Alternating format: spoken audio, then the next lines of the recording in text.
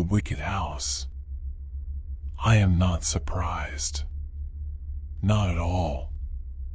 Moving from house to house has been my parents' passion since I was a little toddler. I guess there is nothing else I can do to change it. We'll be moving until my parents are happy. I just didn't get why they had to move a lot. When I asked them, I always got the same reply: we feel we must. It didn't tell me anything, neither did it today. They didn't have a job that made them move. They didn't even have a job outside the city. So I didn't quite understand why we moved. This is our 4th house we have moved to, by the way, if it's important for you to know. But there was this weird feeling about it. This house was different. There was something more about this house than was seen at the moment. I could just not put my finger on what it was. My parents didn't seem too bothered. Neither did my brothers. Weird. I couldn't be the only one that felt this uneasiness. Or am I? Ever since I was born, I always felt watched. By something or someone. I don't really know what it is. This house is wonderful, my mother said to us.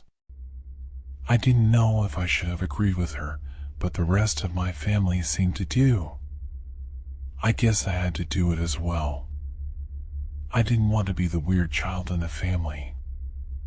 I was picked on by my brothers and friends enough. I didn't need to be picked on more than I already was. I am getting pretty tired of it. I did all chores Mother ever told me to do. It was enough punishment. As we went inside the house, it was different from the outside. I actually liked it. The house outside looked old, dirty, and seemed to collapse any moment. But on the inside, my gosh, it was like I stepped into another world. From the dark, gloomy world outside, to a colorful, cheery world on the inside. I saw a good future in this house. I never had one in the other houses, since I knew we would move a half year later. The furniture was still here. I guess the first owner didn't have any ideas of selling them. Must have been a rich fella. We always needed to sell our furniture when we moved and buy new ones in the next house. But thanks to this house, we saved some extra money. Then maybe my bratty brother gets happy for once and will finally shut up for some months. I would really believe in God if that happened. My mother and father went upstairs to look at our bedrooms. My brothers and I went outside again to look at the backyard. It was beautiful. A big pool, a barbecue stand, a hot tub. Now I really believe in God, treehouse, and the list goes on and on. I could continue as my heart desires if I wanted to. And as I would guess, my brother went into the pool. They quickly changed to their swimwear and jumped into the pool. All 4 at once. I am glad I didn't stand close to them, or else I would have looked like a wet dog. But as I looked at my brothers having their little fun time in the pool, I heard a click coming from behind me. I looked behind me. Nothing was there. Hey, Jenny! Hearing ghosts. My brothers yelled after them.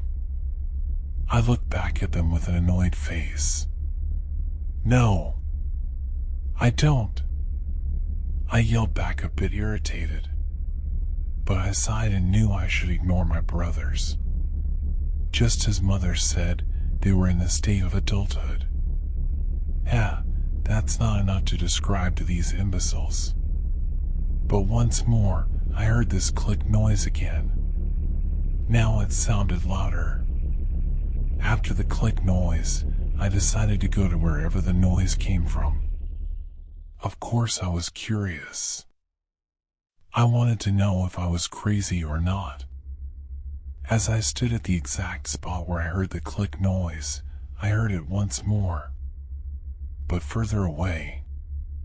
As I came to that spot, I noticed my father in his room through the window. I got refiled somewhat. He was at the computer. That could be the source of the clicking noise.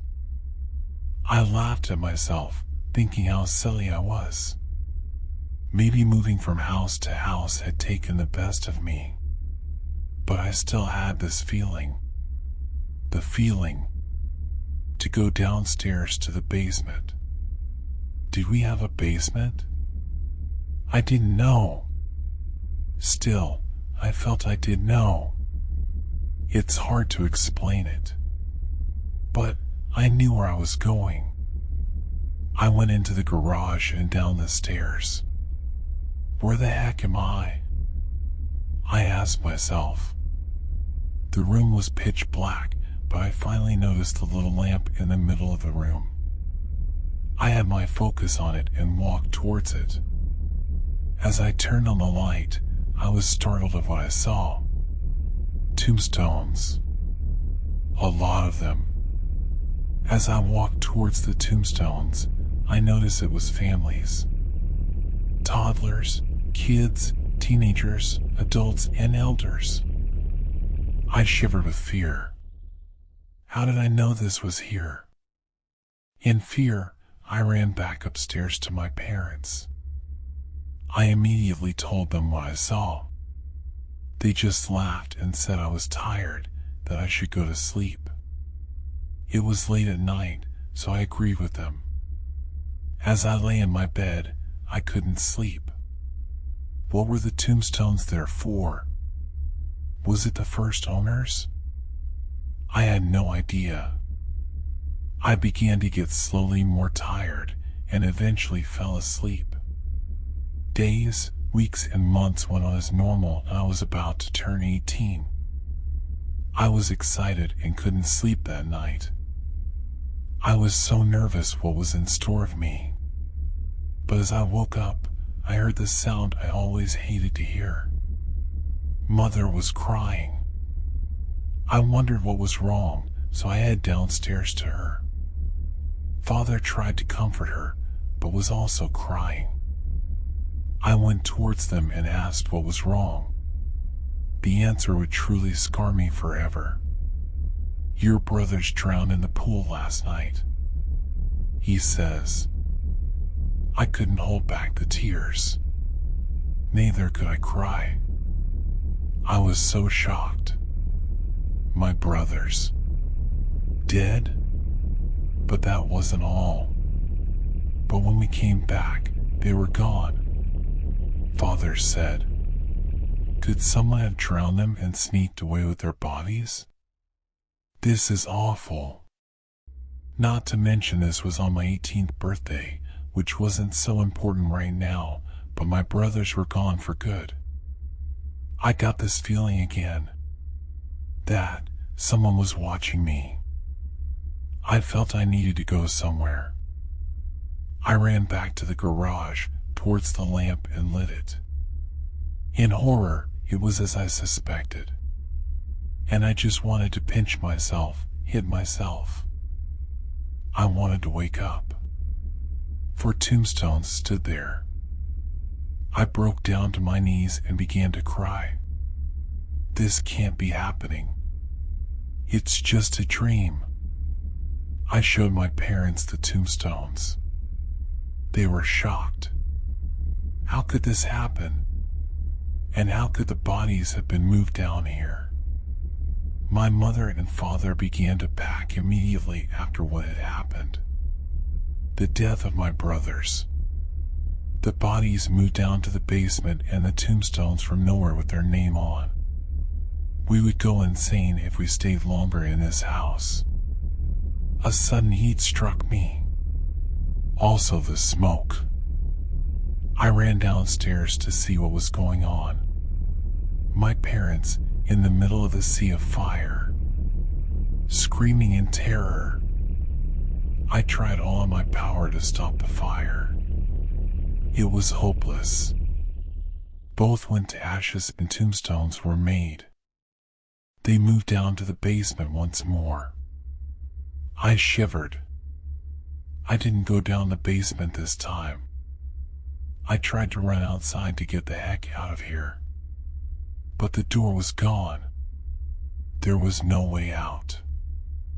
I shivered and went down on my knees in fear. I didn't want to eat at all. I was left. At the end, I died of hunger. A tombstone was made of me too. But I didn't move down to the basement as well. Instead, before I did, a blue box popped up. The text read as follows: "You have no sins left in the household. Quit this household and make a new family."